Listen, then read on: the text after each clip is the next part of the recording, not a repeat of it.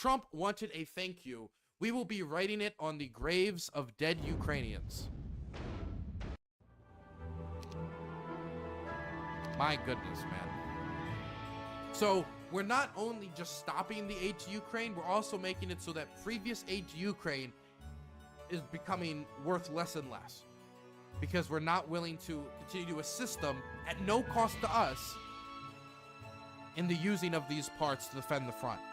This is the undermining of the Ukrainian position, but we should not be surprised. Look, this is the backstabbing of Ukraine. That's what this is. Trump has officially backstabbed Ukraine. That's what this is. But Trump had been setting the groundwork for this for a while. I remember during the Battle of Avdiivka, a very brutal battle where the Russians were taking heavy casualties, trying to take this position that the Ukrainians had held since they'd taken it back during the war in the Donbass.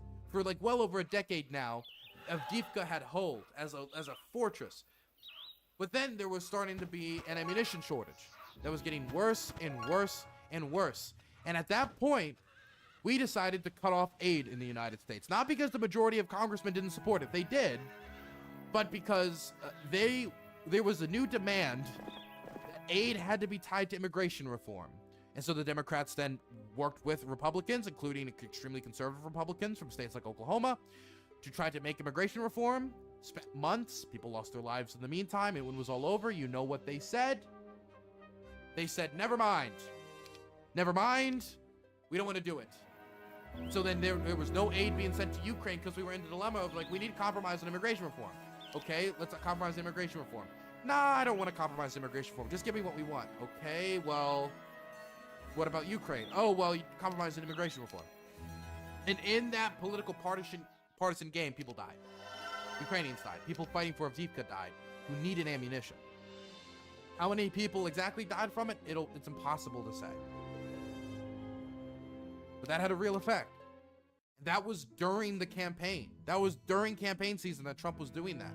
He was undermining the Biden administration's ability to support Ukraine, even though the Biden administration a lot of times did not need support in dragging their feet on key decisions. So this is not terribly surprising to me, but it's still terribly painful to see our government, our nation, our country act like snakes. To see all of this trust and goodwill built between the Ukrainian and American peoples destroyed. And that's what's happening. That's what's happening. The trust between the Ukrainian, Russian, and American peoples is being destroyed. The trust between our governments is basically destroyed. The alliance is dead. The Ukraine-American alliance is dead. Now the question is if it will ever be brought back, either in 2 to 4 years, depending on midterm outcomes and what happens in 4 years, or by somebody in Trump's circle reversing course or Zelensky bending the knee more. I don't have high hopes for this. I don't have, number one, like 2 years is a long way away, and 2 years can make all the difference in this war. And so we don't really have 2 years to wait, and we cannot act as if we have 2 years to wait.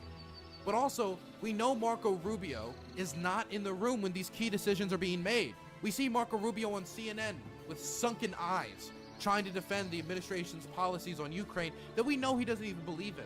Keith Kellogg can tour as many wounded warriors in Ukraine as he wants to, as many of those facilities and drop-off points as he wants. If he doesn't have an impact on administration, it doesn't really matter. Thank you so much for the raid. I appreciate it, buddy. Talk STV. So I don't really have high hopes for somebody in administration changing his view on this. Zelensky and him bending the knee. I mean, honestly, like, do I see Zelensky bending the knee? Do I see him saying never mind on security guarantees? No, I don't think it's impossible, but I don't think it's particularly likely. I don't see Zelensky. I mean, it's hard. It would really have to be Zelensky. I mean, making Trump feel like he had been placated while not placating him on key terms. Whether it would require him to basically grovel while not making statements about security concerns and saying like, well, this is still something we need to pursue with the Europeans, or et cetera, I don't know.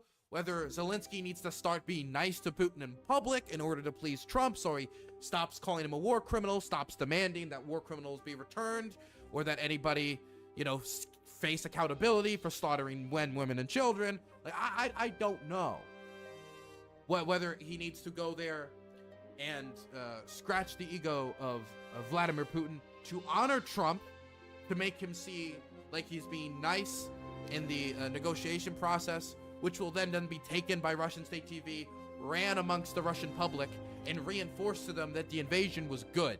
The invasion was correct, the invasion was smart, and it's something you might want to do again in the future if you face a similar problem with an unruly colony, which is still how the Russians view Ukraine. And we haven't done anything to change their psychology about it, especially by saying the Ukrainians don't need to be included at the table, and you just need to negotiate with the Americans to negotiate the future of the Ukrainians. That certainly hasn't helped either. But this is ruining our relationship with these people for like no gain. For no gain. I mean, a lot of these cuts, when we're talking about intelligence cuts, again, it costs nothing. This means none of this has to do with civilian lives. If it had to do with civilian lives, they wouldn't cut off the intelligence sharing on the bombs. If they had to do with it about civilian lives, they would not be cutting off the electricity support. If they cared about civilian lives, they wouldn't be doing these things.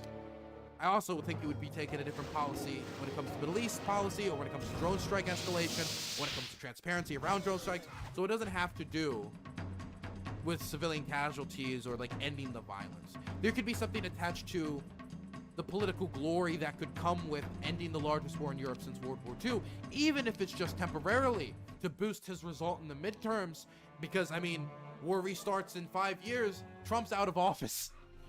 What does that matter to him if the war restarts in 5 years? Hell, if the war restarts in 3 years after he's won the midterms, he's not going to be on the ballot in 2028. Who knows? Who knows? Point is, though, this has nothing to do with civilian casualties. This has to do with the fact that Trump wants to wave around a piece of paper saying ceasefire. He wants to be able to turn to the American public, who he promised he would end the war in 24 hours, which he failed to do. And since he made this promise, which was unrealistic, which was not workable, which was not based in anything, he never gave an outline on how he's supposed to pursue this, now he's shooting from the hip. And it also happens to coincide with another interest of his, which I believe is normalization with the Russians. But both to get this piece of paper, to say that he is the peace bringer, we've heard people in the Trump administration talk about, you know, him wanting the Nobel Peace Prize and how they should nominate him once he brings peace to Ukraine for the Nobel Peace Prize. I don't know if it's out of spite over Obama. He wants to get that over Obama. It's not just, I won an election, I need to have the same honors as Obama, or I need to be given this attention and glory, or this is going to help me in the midterms. Either way, very little of this has to do with, or none at all, civilian casualties. I think it entirely has to do with the political effects of Trump being the peace bringer, even if it's just temporarily. Even if it's just temporarily, and the effect only helps with the midterms. As people are like, oh, the gun stopped firing. I guess that's good. Now, this could still have a negative effect. This might not be particularly well thought out. If Donald Trump, now that he's ended the Ukraine-American alliance, if he then follows that up by saying, like, if the ending of the Ukraine alliance with the United States is followed up with a complete selling out of Ukrainian land, saying you need to give up Kherson, you need to give up Zaporizhia, just complete submission to all of Russia's terms, I think that could have a negative effect on his polling, and it could actually backfire.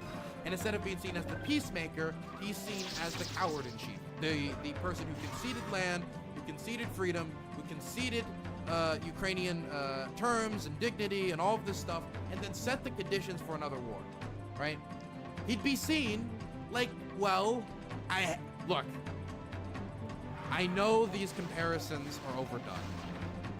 I know World War II comparisons are brought to, or stretched to their outer limits with this war, but I mean, he would have a Chamberlain-esque role.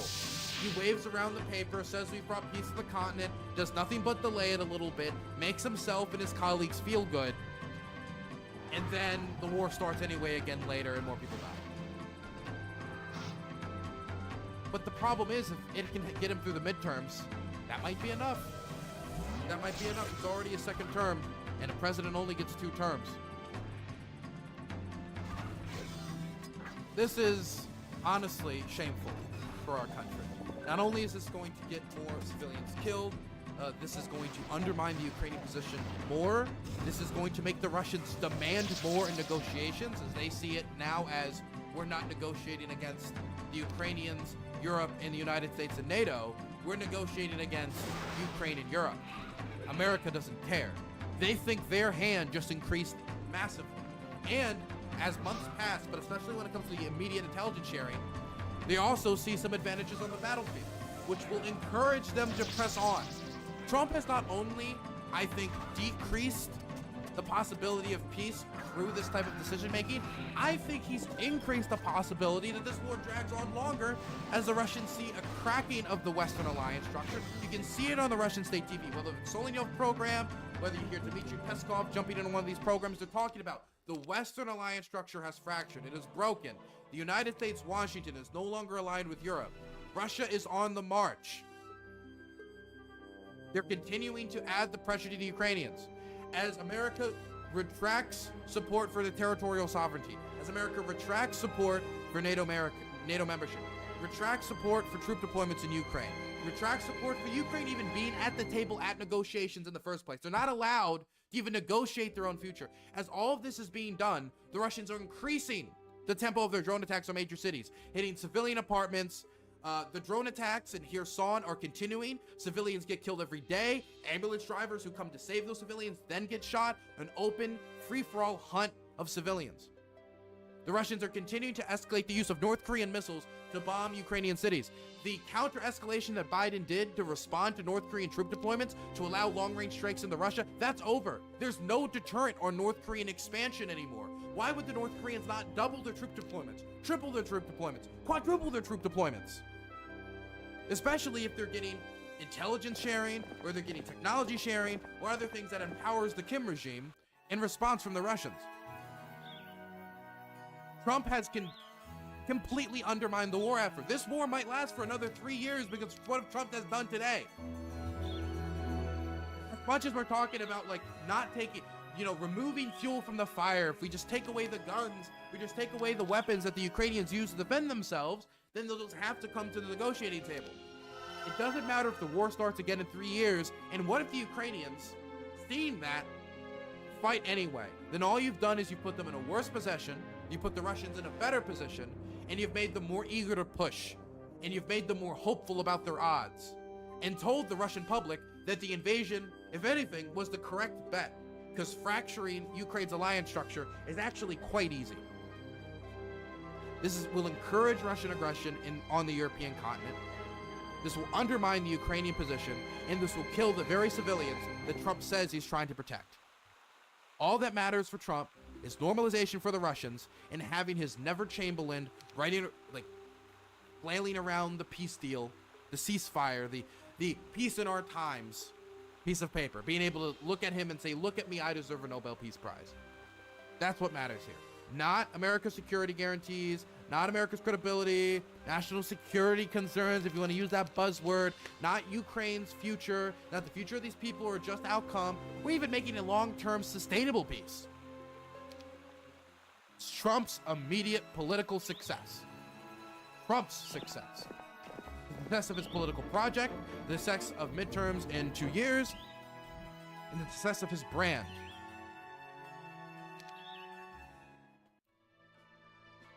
I will not be surprised if I go back to Ukraine and I'm treated very differently. That if people look at me differently once they hear that I'm an American. If I'm not welcome with the same open arms, and honestly, I cannot blame anyone for receiving me differently when I go to Ukraine late this month or early next month, because passport stuff is, house burns down, you lose a passport. The government's a mess right now trying to expedite stuff. But I'm not going to be surprised. I mean, I'm not going to pretend to be Canadian. I'm not going to say I'm not an American. If anything, I feel more required as an American to do this type of work now that my government and my nation has backstabbed them like a den of snakes. I feel more obligated to do this work, but I will not be surprised if I receive a colder reaction as they see America as a traitorous nation. I won't be surprised at all, honestly. I hope that's not how, I think most people are able to see the individual past the nation that they represent, but won't be surprised.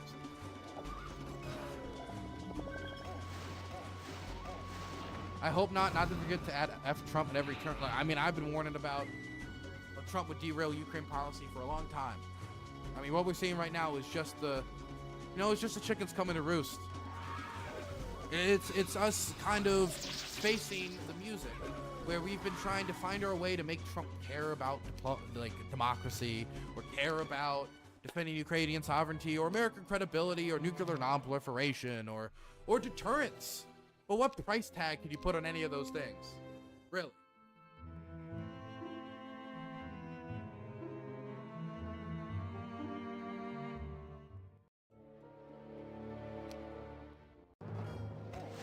I'm from Ukraine originally, and I have a feeling they aren't going to lump you in with the actions of the governments in Soviet's time. People in the region are more critical of their governments than the people under the yoke. Well, okay, it's really easy for somebody in a country to be like, hi, I'm me, and then there's the government. The government is not me. America is its people, not its government, okay? But if I talk to a lot of people here about Iran, they're gonna be like, yeah, those Iranians, because it's easy to see that when it's yourself. It's not so easy to see that when it's other people, right? And the thing is, like, let me put it this way, right?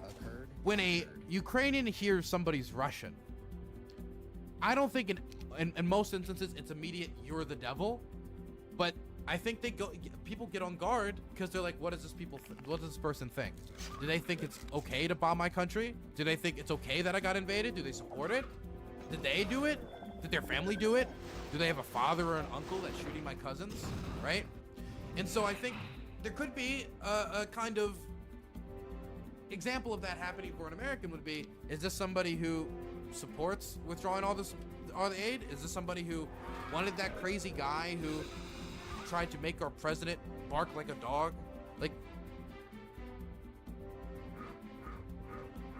but yeah, I don't think most people are gonna treat me like shit or something. I'm just saying that I won't be surprised if people are more on guard.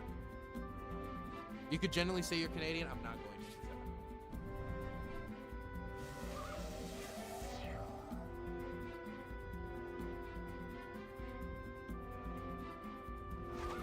that. Oh my god. So after this, we need to watch, because there's still a lot of news, because Europe, obviously, in response to what happened with Trump just completely pulling the plug on the Ukraine-US alliance, Europe now is facing the reality, after dragging their feet since the full-scale invasion in 2022 and acting with inaction in 2014 to 2022, it seems like somebody has finally rung Europe's bell, and we're seeing from the EU chief, the EU president, we're seeing from the president of France, we're seeing from the newly elected incoming German Chancellor Merz, announcements of aid, announcements of reindustrialization, of the end of the peace dividend from Macron, which we're about to see in a second. Basically, they're saying we're about to rearm. We're about to spend a lot of money on rearming. And I want to go and examine this and see how much of this is going to spill over to Ukraine, because, I mean, the question is, you either, if they have accepted the fact that Russia's on the march again, America may very well abandon them, and that it's going to have to be them facing down the Russians. It's not just as simple as arming yourself. You probably need to get the support over to Ukraine, who's holding them off right now. I mean, they finish off Ukraine, then the threat would be they move on to some other state. It doesn't necessarily mean a NATO state. It could be a state like Moldova, or states that are right outside of NATO but are along the border, to try to continue to add pressure and see if they can continue to fracture the alliance through other means. Internal dismemberment of the state through either buying elections or trying to corrupt your country by buying your politicians, which they have had some success in doing in countries like Moldova. So they have to get ready for this, and I want to listen to their responses, because it seems like all the capitals in Europe right now are kind of on fire, and we're hearing we're starting to hear the stuff we should have heard in 2022. Let's listen to Emmanuel Macron open his speech.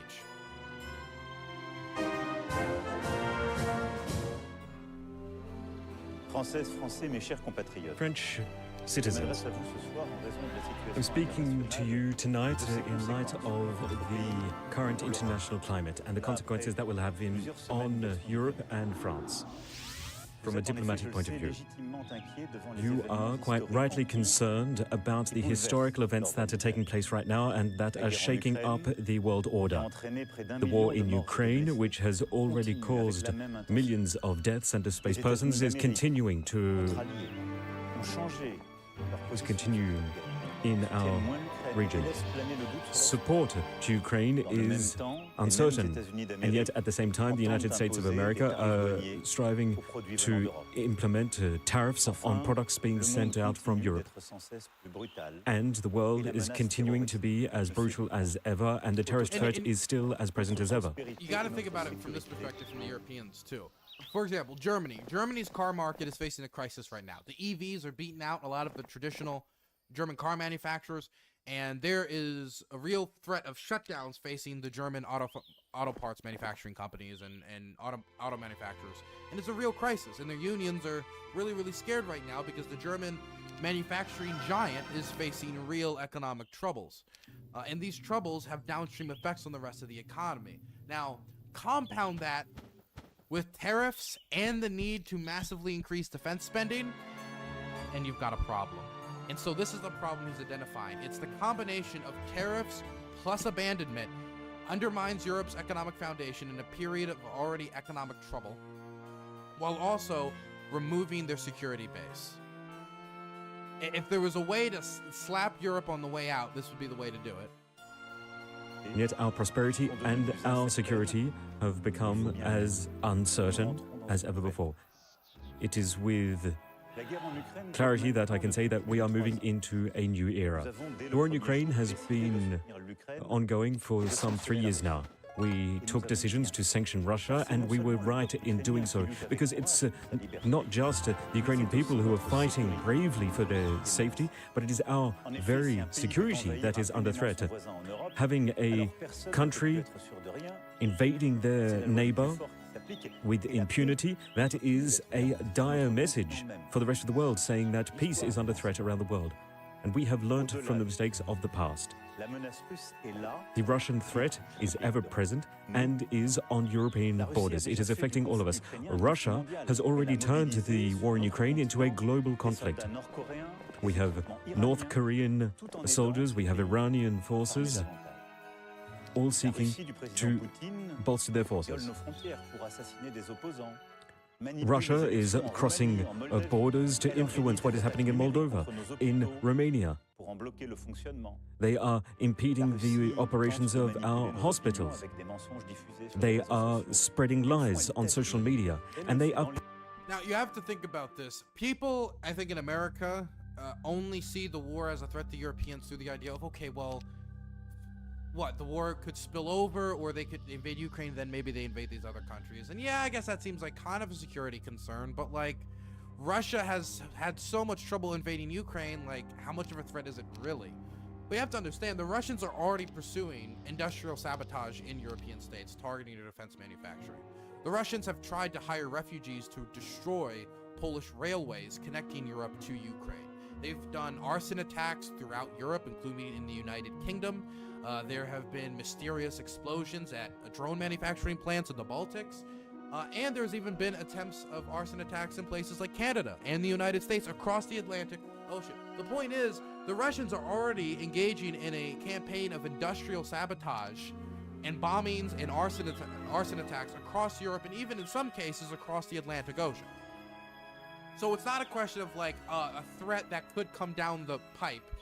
It's a question of a threat that is active and attacking us now, because that removal of all those Russian spies in 2022, it's been 3 years. The Russians have worked very, very hard to rebuild their intelligence spider web throughout Europe. Pushing our limits, they are doing it in the air, on the... We're not even talking about the cutting of the communication cables between the Baltics and Finland, and how that's happened twice with the cooperation of Chinese shipping vessels. I mean, the passover of drones and the testing of Romanian and Polish airspace. Soil and in space and even on our screens. It seems that this war knows no bounds. Russia is continuing to weaponize, increasing budgets. By now and 2030, Russia is going to increase the scope of its army with 1.5 million additional soldiers, 7,000 tanks, and 1,500 fighter jets. I don't know about that. I mean, I guess production rates of tanks could increase quite a bit in the next 5 years, but their tank and armored car production rates are not fantastic, especially when in comparison to their loss. But that all depends upon how the war, if the war in Ukraine ended tomorrow and then they continue to expand production for 5 years, try to pump out as many tanks as possible, maybe. So given that observation, who is going to say that Russia is going to stop at Ukraine? Russia has become now and will continue to be a threat for France and for Europe. It is with deep regret that I make such an observation, but I'm convinced that in the long term, peace will return to Europe, with Russia once again peaceful. But the current situation is what it is, and we have to deal with it as it is. Given the world of danger that we live in, standing idly by would be madness. So we have to take decisions now for Ukraine, for the security of French people, for Europe. First, for Ukraine. All peace initiatives are heading in the right direction. And we welcome progress being made. We need to continue enabling Ukrainians to resist so that they can end up in a stable situation for themselves, but stability for us as well. Okay, so it seems like a clear declaration from Macron that they intend to continue to send aid to Ukraine despite America pulling back. But again, it's not just a question of continuing to send aid. Aid has to be massively expanded by the Europeans to Ukraine to make up the difference, including massive expansions of our artillery production infrastructure and buying up global stockpiles to make up the difference as you give that infrastructure time to be put in place. I mean, it's gonna take. I mean, we're talking about putting these purchases in place now. I mean, yesterday would have been better, but now is always the second best option. And that is why peace cannot be achieved by abandoning Ukraine. Peace cannot come at any price. And it cannot come from Russia dictating the terms.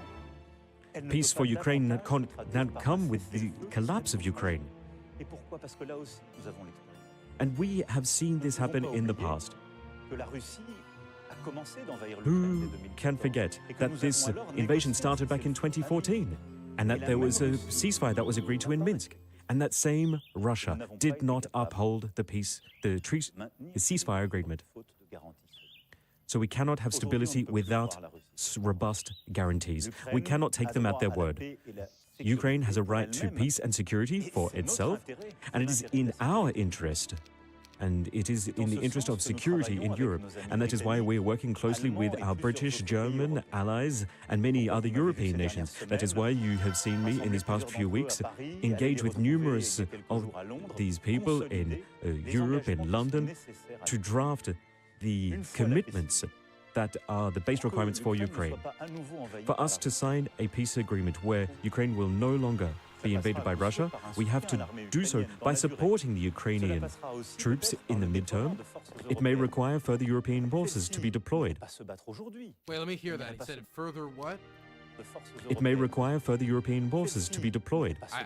Does anybody know what he says there? Further European what to be deployed? Troops in the midterm. It may require further European forces to be deployed. Bosses? Bases? Forces. Okay, forces. Forces deployed where? In Ukraine or near Ukraine? Russia is... I assume in. So this war is not going to be... But Macron is one of the few people who has said that they want to deploy troops in Ukraine post-war to keep the peace as peacekeepers. And we're hearing like 30, 40, 50,000. They need, Europe has to, in my mind, they need to gather up probably a sizable amount more than that, especially if you're not getting American security guarantees. And you would need to pair that with unilateral security guarantees from the French and the British. Like, okay, we have 30,000 troops here from the French now, but if we get attacked, more of the French army will come. That has to be the implication. But a sizable starting, I mean, 80 to 100,000 would probably be not the largest disincentive you could make, but it would probably be a lot more of a disincentive than the 30 to 40,000 that's currently being discussed. Just on the war fronts, this is a fight that we need to fight to ensure stability. And that is why the heads of armies in Europe are going to meet to ensure that we can come to an agreement. We need to come up with a long-term peace plan, one that we can continue to change. This is what we have prepared with a number of European partners and Ukraine. This is what I went to present to the United States just a few days ago. And I want to believe that the United States will stay by our side, but they will need to be... But we need to be ready if that were not the case. Internationally, but when I'm outside the US, I tell everyone I'm Californian and I instantly get treated better lol. So I won't be surprised if we don't have allies after Cheeto leaves. You tell everyone you're California? I mean, like, people know certain states, right? And maybe if you'd say you're from a certain place, like, that they know of, maybe they're like, oh, I have a pot. Like, I know what New York is. New York is a place I know of. I don't know if I can pull that with Maryland, okay? I've met people who know Maryland, people who've been to America, and so I've been to Maryland, and I've met Ukrainians older that have been to Maryland, which is always wild. But I don't think most people know Maryland like that. Just say you're from Canada? Nah, I fly our colors. I fly my state's colors. Gold line state. They will need to be... I'm a Chesapeake boy, born and bred. But we need to be ready if that were not the case. Whether we come to peace now or in a somewhat distant future, Europe needs to be able to better defend itself and to deter other forms of invasion. Whatever the case may be, we need to arm ourselves more. We need to bolster our defense positions. We need to deter. And that is why we uphold NATO and our partnership with the United States of America. But we need more. We need to reinforce our own defense and security capabilities. The future of Europe is not going to be decided by Russia or by Washington. So yes, once again, the threat is now coming from the east. And this is a stark reminder of what has happened over these past 30 years since the fall of the Berlin Wall, that we have now moved into a new era. So we have the meeting of the heads of state and government of Europe at the Council, and we will take numerous decisions. Things that France has been suggesting and proposing for many years. Increasing military budgets so that they can no longer be accounted for as state deficit. Enabling nations to buy munitions, weapons, military equipment from European nations. We have been working so that we can better arm our military as fast as possible, and that means re-industrializing our region.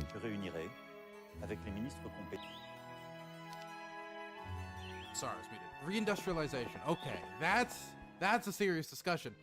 How much are they going to invest in reindustrialization?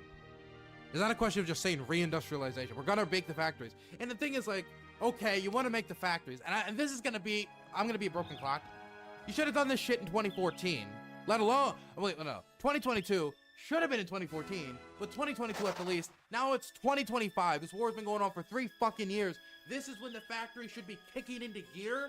So an overwhelming force of steel would be pushing the Russians back, making them think, okay, we have to negotiate and consider the future of the Ukrainians when considering Ukraine. Instead, we half-assed it. We built up some of German defense industry with Rheinmetall. There's been some expansion of French production, but not nearly enough. Certainly not enough to make up the American difference. Look, European defense companies right now, they see the writing on the wall. Their stockets are skyrocketing right now because they understand that there's going to be massive expansion from the French, massive expansion from the Germans. The Poles are already, they've gotten a decent amount invested. We see a large amount of the Spanish population supporting the peacekeepers in Ukraine. there is a request from the EU for nation states to remove debt restraints so they can all invest 1.5% more into defense spending so they can hit 650 billion more continent-wide invested in defense. So this is all serious talk, this is all strong talk, this is all good talk, but god damn if it couldn't have been 3 years earlier. We wouldn't be in this situation. My goodness. I will sit down with competent ministers and industrial partners in the near future to discuss such a future. What we have been defending for the past 8 years is now a reality. We need to... By the way, I'm not saying that everybody didn't see the writing on the walls. The Baltics did. Poland kinda did. Because they kinda did, but then like a farmer gets angry and they forget about it. Ensure that Europeans are ready to defend ourselves. We need to ensure that European nations can properly defend and cooperate. And what I'm seeing now is a good thing. We have Germany, Poland, Denmark, the Baltic states, and numerous partners who have also announced that they are going to increase military spending. So with now action being taken, France has a unique role to play. We have the most effective army and military in all of Europe. Burns Live, have you ever looked up Operation Unthinkable? If only USA had said yes, this would not be happening now. I mean, the idea of like we would have smashed the Soviet Union and then communism and the Soviet Union would be dead and then Ukraine would be free. I mean, who knows? Like we have no clue what Ukraine or Russia or what would come after Operation Unthinkable, or even if we would have won the war. So I mean we had the atomic bomb, but the Soviets simply had more ground troops in Europe.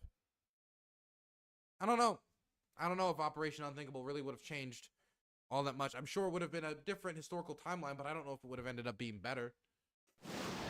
Who knows?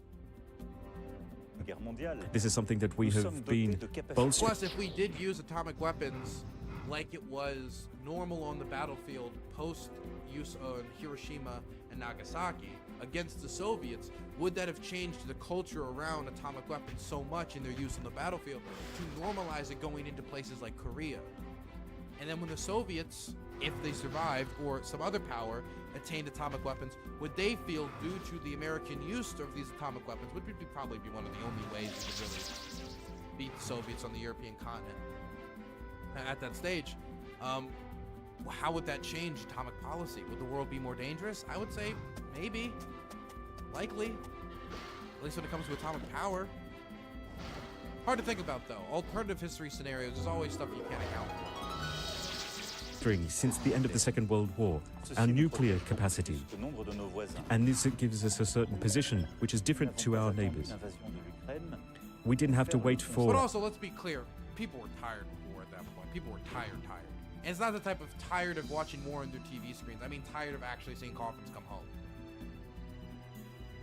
An invasion in Ukraine for us to understand that we had to increase military spending. And this is what we have put through in numerous budgets to Parliament. We have doubled our military spending in the past 10 years. Given the threats and the acceleration of events, we have to make new budgetary decisions, additional spending, which are now essential. I have asked the government to work on such a budget as rapidly as possible. This will mean new investment, that we will have to reach out to private funding and public funding. Again, without increasing taxes. But for that, that means reform, choices, and it requires courage on our behalf. Our nuclear... Knowing Macron saying we need to do these investments, but we're not going to raise taxes, we're going to have to make adjustments. Well, that sounds like to me, if I'm being blunt, but of course I don't know this for sure, but I'm just being blunt. It sounds like we're going to cut some social safety nets, we're going to cut this, we're going to cut that, we're going to find the money. Deterrence protects us. I remember those protests in France when they were talking about the retirement age. My God. It is French from A to Z. It has been in place ever since 1964, and it has always played an essential role in ensuring peace and security in Europe. But when we want to reach out to our German Chancellor, a new German Chancellor, we want to ensure that that deterrence applies to all European allies. Whatever may come to be, that decision to use the nuclear deterrence will always remain in the hands of the French president and head of the armed forces. So we can ensure our independence through military means, but also through economic means, because economic independence is essential for us. We need to prepare ourselves for a world where the United States of America will decide to implement greater tariffs on European products, which is what the president has just announced for Canada and Mexico. And the tariff rates on Canada and Mexico are actually higher than the tariff rates on China. 5% higher. So this is going to have a negative impact on both the American economy and the French economy, the European economy. It will exacerbate current difficulties that we are all facing, but it will not go without. And it's the worst timing for this tariff policy throughout the alliance. It's spend more, and you're going to have less resources to spend more. That's a response from us. So we are working on a response plan with European partners, and in the meantime, we will continue to strive to convince the powers to be that that will have a negative impact on all. So we strive to convince Trump, man. It's going to be like those Macron-Putin phone calls within 48 hours before the invasion. We'll have to convince and discourage the President of the United States of America from taking such action. So this is a time. The Americans were only sending $23 billion a year in weapons. Europe can easily fill that void and send far more now anyway. I don't know about that. Easily fill that void. They don't have the defense infrastructure. They don't have the production infrastructure in place, and they certainly don't have it in place. For example, like, hey, could Europe send a bunch of like troop carriers? Probably. Yeah. Do they have enough air defense systems to make up the deficit that is going to come from no assistance to the Patriots? I don't know about that. That's going to be a lot harder. It's not as simple as like just to locate this much money and you've made up the difference. You need to have the factories to produce these munitions to continue to supply them, and you need to have the specific munitions you need. Like, if you have like $10 billion worth of javelins but no money worth of air defense systems, well then that's a problem. And America is the one that was producing a lot of Ukraine's air defense systems.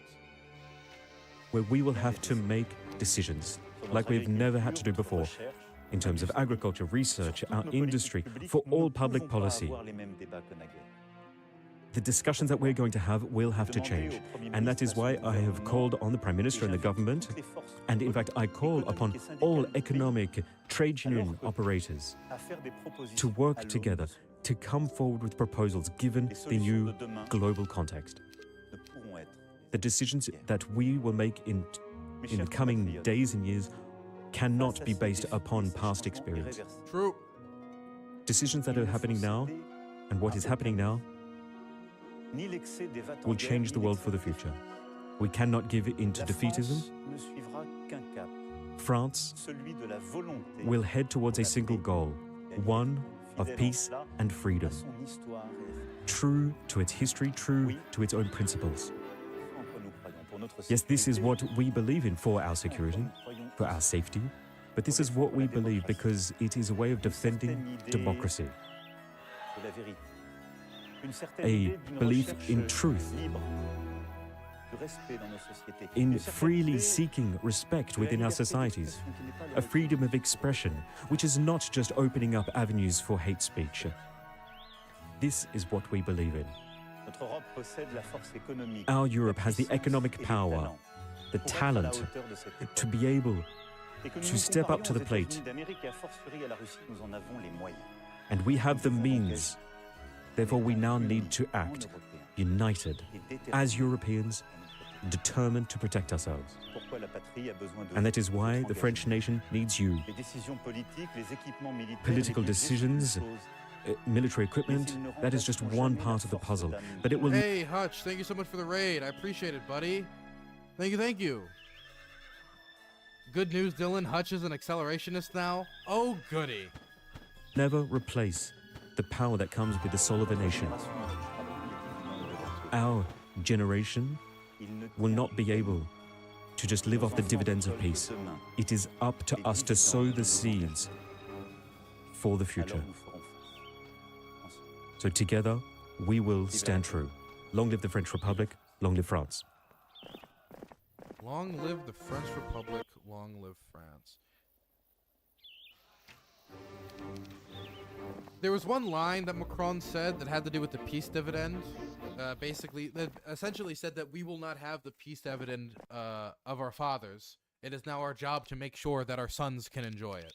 There was a line in there that I didn't comment that was along those lines that I thought was probably the most serious statement Macron has said about it. Because that is a statement that acknowledges that this is true, it's going to come with economic difficulty. I mean, if you have tariffs being introduced on your key industries, many of whom are economically integrated with the United States, of 20 to 25% on industries that are already facing structural issues due to the changing economy, like the German auto manufacturing industry, on top of needing to make massive new investments in your defense spending, I mean, you've put them in an awfully difficult position. And saying something like that is probably the most real, and it's not to say like no more social safety nets, but it's probably the most bitter taste, but semi-honest way to approach it. And him saying it that way, kind of almost like putting the political concerns aside, like, yeah, this is not going to make me popular to say this, but it's the truth. That's slightly encouraging, but I would say that if Macron's plan is just to cut all the social safety programs in order to fund the war, that is a quick way to end support for the war. And when I say end support for the war, I don't mean end support for the invasion. I mean end support for the nation defending itself.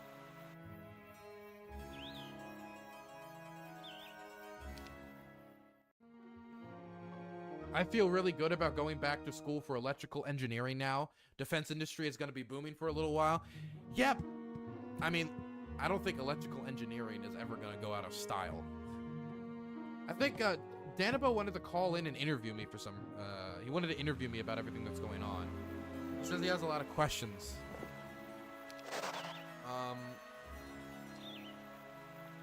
One second. Should we do that quick, or should we cover other Europeans first? Let me go through the other Europeans first, and then I'll have Danabo call me.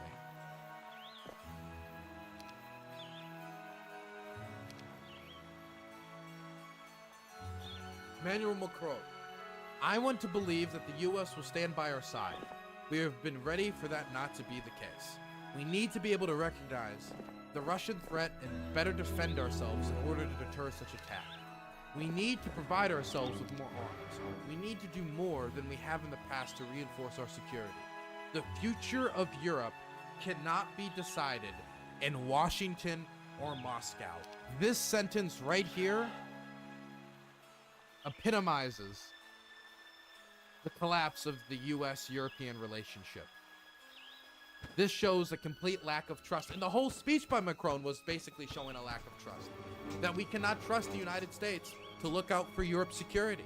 We cannot trust the United States to look out for the Euro-Atlantic Alliance, to stand by NATO, to stand by Article 5, which he attacked on the campaign trail. And after he has not gone back on so much abandonment towards U.S. allies, he cannot assume that he won't, that he would go back on his snubbing of Article 5, leading to him saying the future of Europe cannot be decided in Washington or Moscow. Washington or Moscow. Here's a French senator talking about Washington, D.C. right now, and I thought it was interesting. I just wanted to play it. Washington est devenu la cour de Washington Néron, has become Nero's un court, empereur an incendiaire, incendiary des courtisans emperor, soumis submissive et un courtiers, bouffon and a sous jester kétamine on chargé de l'épuration ketamine, de la fonction responsible publique. for purging the civil C'est un drame service. pour le monde It's a libre, tragedy for mais the c'est free d'abord un drame world, pour les but it is first and foremost a tragedy for the United États-Unis. States.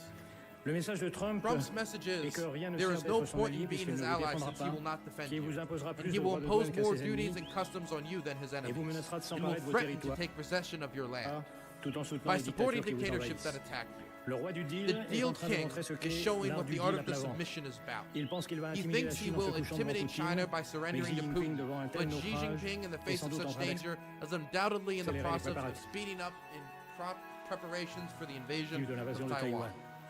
Jamais dans Never in l'histoire, un history président has des the États-Unis President n'a of the United capitulé devant States capitulated l'ennemi. before the enemy. Jamais aucun n'a Nor soutenu une has he agression ever supported an contre un aggressor allié. against an ally. Jamais aucun n'a None has piétiné la ever Constitution trampled on the américaine, American pris autant Constitution, de décrets taken as illégaux, many illegal révoqué les juges decrees, qui pourraient fired the l'empêcher, judges that could limogé stop d'un him, coup l'état-major sacked at once militaire, the military staff, affaibli tous les weakened all the contre-pouvoirs checks and et balances, pris le and took contrôle des control réseaux of sociaux. social media. Ce n'est pas une It's dérive not a illibérale, drift to c'est un début illiberalism. de It confiscation is de la the start démocratie. of the confiscation of Rappelons-nous qu'il democracy. n'a fallu Let's qu'un not mois, 3 forget that it semaines et only 2 took 3 months, 2 jours weeks and 2 days pour to mettre à put bas la down the République de Weimar Weimar Republic et and sa its constitution. constitution. J'ai confiance dans I la have solidité de la confidence in the démocratie solidarity of américaine American democracy. et le pays proteste People déjà. are protesting, Mais en un mois, but in 1 month, Trump a fait Trump plus de did mal à more l'Amérique harm qu'en to 4 ans America de sa than in dernière 4 years présidence. of his last Nous presidency. étions en guerre We contre were un at war against a dictateur. dictator. Nous nous battons We now désormais contre un fight dictateur against a soutenu par un dictator traître. supported by a traitor. Trump said he needed to be president to restore respect for the United States. This is the level of respect we have now facilitated from the world community.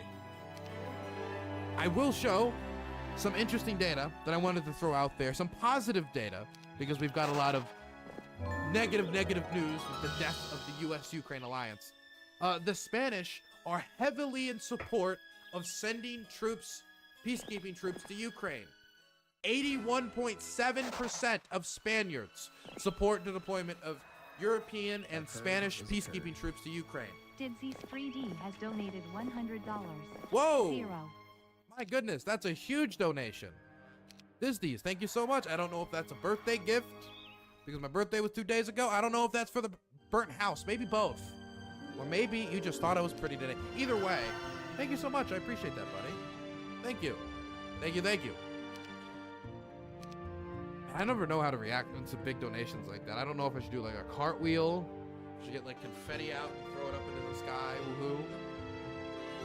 True honors. Okay, true honors. 81.7% support. You want to know something that's interesting about the support, though? Look at it on party lines. The left-wing parties in Spain support Ukraine more than the rest of the parties in Spain.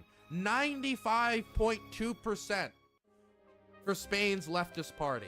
95.2% of Spanish leftists in the party want to send Spanish troops to Ukraine.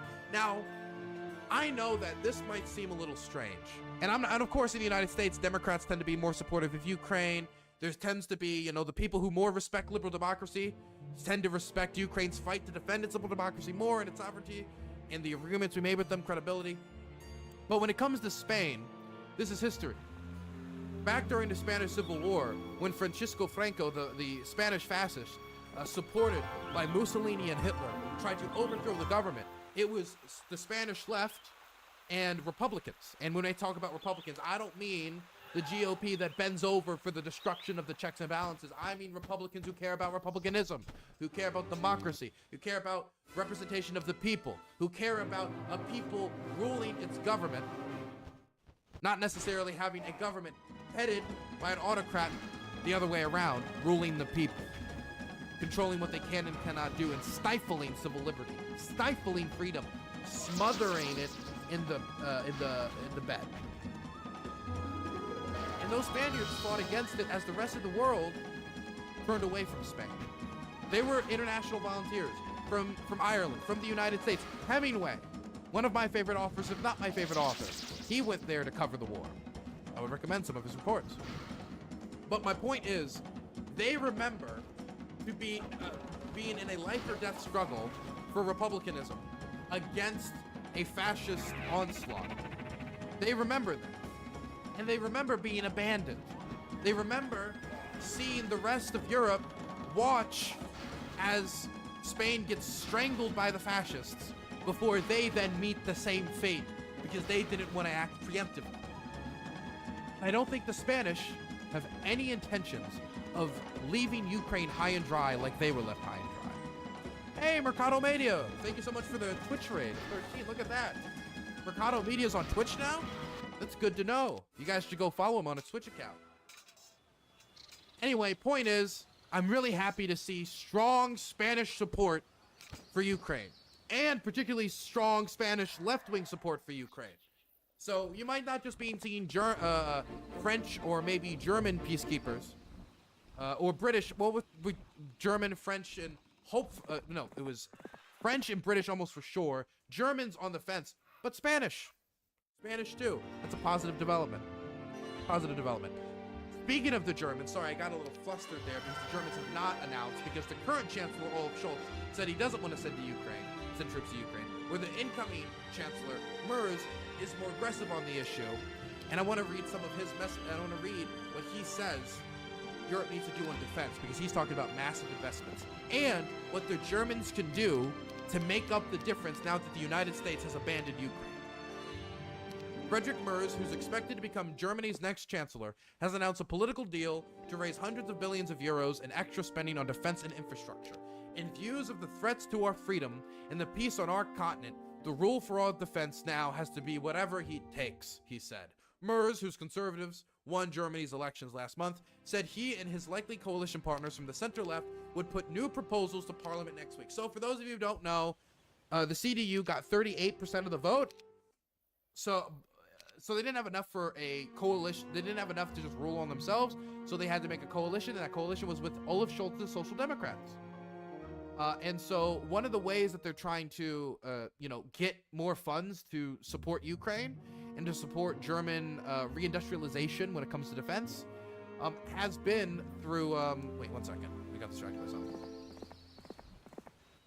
Has been through the lifting of the German debt brake. So in Germany, they are very, very aggressive on a debt limit because they want to keep the credibility of their bonds. They want to keep the credibility as Germany is a wise place to invest your money. And Germany is viewed that way, and they want to keep that reputation. And so Merkel put in place during her administration, and this is Merkel parties, the CDU, a debt brake to stop them from going over a certain limit. Merz is now suggesting to get rid of that debt brake, which was actually what Olaf Scholz suggested to do when his coalition with the liberals fell apart. So Olaf Scholz's government collapsed a year before it was supposed to, and the reason why was because he wanted to send more aid to Ukraine, he wanted to spend more on defense spending, and but he also wanted to invest in infrastructure, and all of this costs money to a point because of the position Germany's in right now that they would have to take on debt. But the FDP, the liberals they were aligned with in their traffic light coalition, did not want to do it. So the coalition fell apart, they had an election, and now the conservatives are going to do it anyway. So congratulations, Christian Lichtner, you have truly achieved nothing. Okay, continuing on this. Friedrich Merz, who's expected to become Germany's next chancellor, has announced a political deal to raise hundreds of billions of euros in extra spending on defense and infrastructure. In the view of the threats to our freedom and peace on our continent, the rule for our defense now has to be whatever it takes. Whatever it takes. He has spoken of the need for urgency on German spending in light of, and I quote, recent decisions by the American government.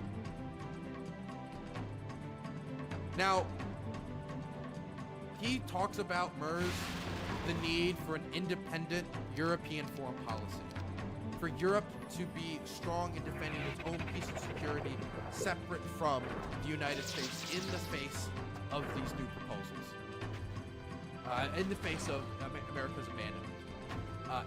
Now, I agree that lifting that debt limit and, making sure you invest that money is the first step. But also, he needs to be able to make the decisions that Olaf Scholz was not willing to make. And now that all the pressure's on Europe, we don't have time to not make these decisions anymore. They need to send Ukraine the Taurus missile, and they need to give them permission to fire it into Russia. They needed to do it yesterday, but now that the United States has stopped sharing HIMARS with Ukraine, is not sharing intelligence, it's not allowing them to use their systems for long-range strikes anymore, they don't have it. They've lost. They don't have those long-range systems. They're not able to undermine the Russian advance from the rear like they were before. And they need to be able to do that if you expect them to put the Russians in an unfavorable enough position that they'll be forced to negotiate. And that's the hope. That's the goal, to force the Russians to come to the table with the Ukrainians, not the Ukrainians to accept Russian terms and to reward them and encourage them to do it again. And that's going to mean fighting the Russians in a way that's winnable. And NATO defense planning against Russia has always been long-range strikes. It has always been, we're going to fire missiles 300, 400 miles behind the rear, 200 miles behind the rear. We're going to take out their ammo supplies. We're going to take out their vehicle storage. We're going to take out their logistics hubs. We're going to take out the command posts. We're going to cause so much chaos behind the front that the giant mass of men and material that Russia can gather to turn into a fist and then throw into its enemies and smash and smash and smash again with its population, bringing more of their men into the grave, but advancing their strategic goals through brute force. They can't do it if they can't get the supplies to the front line. So American defense planning, NATO defense planning, European defense planning against the Russians has always been long-range strikes. Yet, we wanted to hold the Ukrainians to a different standard for the vast majority of this war. You can't do that. If we went to war with Russia, we would do it. We would do long-range strikes. The Germans would, the French would, the British would, if they faced a war with the Russians, because it's the logical conclusion. But the Ukrainians were kept back from doing it. The Ukrainians, when they ignored some of these, restrictions and did invasions in the Kursk, they saw some gains. It makes you wonder if they didn't do that invasion in 2023 down in Zaporizhia and instead focused it on Belgorod and didn't listen to these constraints from a government that would soon backstab them. Maybe they would have gotten more progress. Who knows? Shoulda, coulda, woulda. Point is, though, Europe needs to pick up the pace, not only when it comes to defense procurement, but when it comes to permissions, to show itself as a credible threat to the Russians. Because now that's Europe's job. America's not a credible threat to the Russians. If Trump changed his mind tomorrow and got right back in Ukraine's corner, the Russians wouldn't believe it, because they would see him as flip-flopping.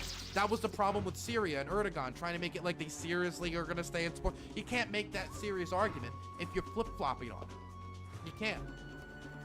And so the Americans are not a credible deterrent anymore. America cannot be trusted as an ally the way it used to be. It makes many Brits and others, definitely with J.D. Vance's quotes about, an army that's never fought in a war in forever. I don't know if you guys heard that on Fox when J.D. Vance said this. Like, these European countries talking about sending all these troops to Ukraine, they haven't fought a war in forever, like 40, 50 years. J.D. Vance supposedly took part in the war on terror, right? British soldiers died in Afghanistan. Germans died in Afghanistan. Frenchmen died in Afghanistan. They didn't die in Iraq. They didn't think that was a good idea. But they died in Afghanistan. Did you know Ukrainians also died in the region as well? That's not a well-known fact, but they did. And so a lot of people are starting to ask, and I do want to end this segment with just this sense of European betrayal for the Americans who might not understand. Imagine you're a British soldier who, after 9/11, got on a plane, went to Afghanistan, and fought in caves for a decade. Seeing your boys kick mines and go up into the sky. And you're doing this for what? Not the protection of London, not the protection of these other places. I mean, you could say that they also are the threat of terror, but this was all started from 9/11. Do you think they feel stupid right now for having participated or coming to our aid when we were attacked? Do you think they feel stupid? Because when J.D. Vance talks about them in that way, that's how they feel. That's the reaction we're getting. One of distaste, like their sacrifice is not respected. Like Trump is not respecting the people who laid down their lives to defend the United States after we were attacked. And so not only is this strategically horrific, it's also morally repulsive. Not only for the effects it's going to have on the ground and killing all these Ukrainian civilians, but also because Europe now sees that their security is not a priority for the United States, but they took our security as a priority during the war on terror.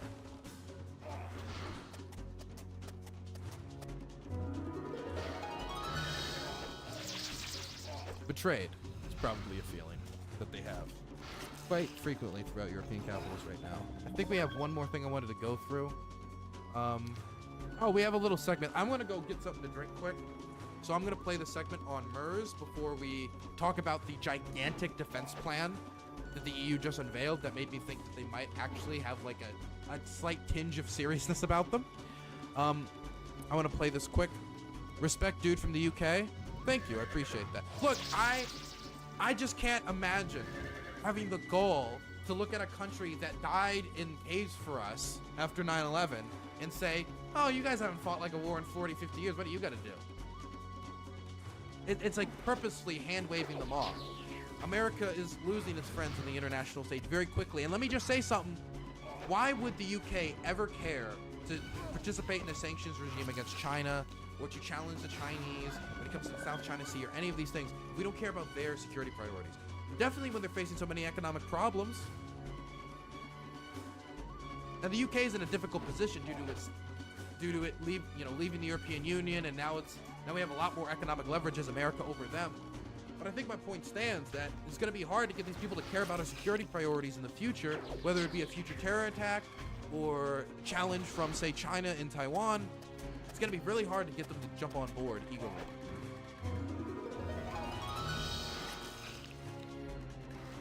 Did you say Brits didn't die in Iraq? No, the French didn't die in Iraq. That's why we had the whole freedom fries thing. Because we were like, why don't you want to invade Iraq? This will be seen as a brilliant decision forever. Okay, let me play this quick. I'll be right back. I need to get something to drink. And then we're going to talk about the huge EU defense plan. You know, I think actually Denabo wanted to interview me quick. I think we might do that quick and then do the EU defense plan. Be right back. Cometh the hour, cometh the März.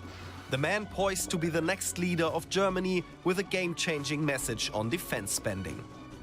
I want to say this very clearly. In view of the threats to our freedom and peace on our continent, the same must now apply to our defense. Whatever it takes. Whatever it takes. Whatever it takes. Those were the words Mario Draghi famously used when he promised to save the euro currency back in 2012. Now Merz is pledging similar. Under his plans, defense spending over 1% of the German GDP can be financed with borrowing. A fund of 500 billion euros over 10 years for infrastructure would be set up, and rules would be eased so federal states can borrow more. A plan which the parties hope will also help stimulate Germany's ailing economy. Anyone who travels in our country, whether by train or by car, can sense that something is no longer working well. If you have children at school and in daycare, you can see the investment backlog. Our country is running on wear and tear. The plan is for the Bundestag to vote on the measures next week. Berlin's moves are intended to demonstrate Germany's ability to act ahead of the European Union meeting to discuss a response to US policy changes.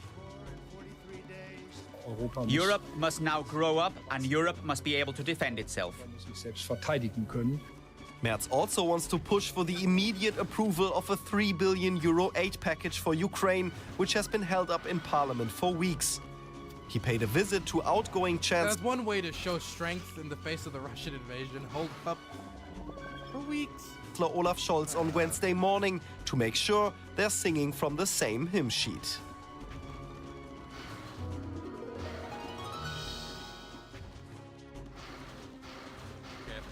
Janabo wanted to talk to me. Then we can do the big European defense plan.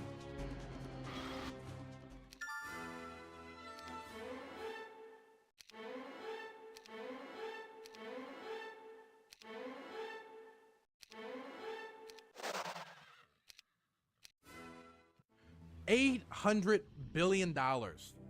800 billion. These are the numbers we should have heard again 3 years ago. Okay, Danabo wants to call me right now, so we'll do it right now because he wants to go to bed later, so I don't want to keep him up.